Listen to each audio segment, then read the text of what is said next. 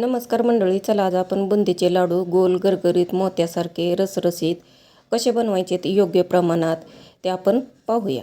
इथं मी 1 किलो बेसन पीठ घेतलं। चवीसाठी चिमूटभर मीठ टाकून पाणी टाकून हे चांगलं मिक्स करून घ्यायचं आहे। पीठ भिजवून घ्यायचं आहे। त्यामध्ये 1 चमचा खायचा सोडा टाकला आणि 10 मिनिट हे पीठ भिजवू द्यायचं आहे।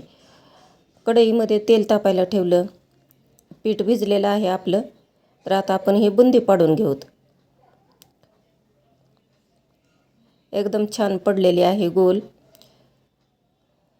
फुल गॅसवरतीच हे बुंदी पाडून घ्यायची आहे, म्हणजे बुंदी चांगली फुलून येते, गोल निघते, चपटी हे होत नाही।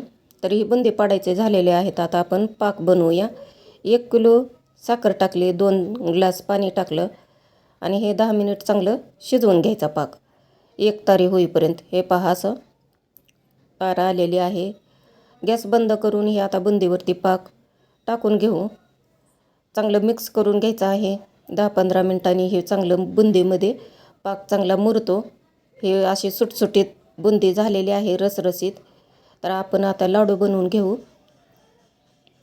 हे झाले लाडू तयार। आवडल्यास नक्की लाईक करा, शेअर करा, सबस्क्राईब करा, करून पहा।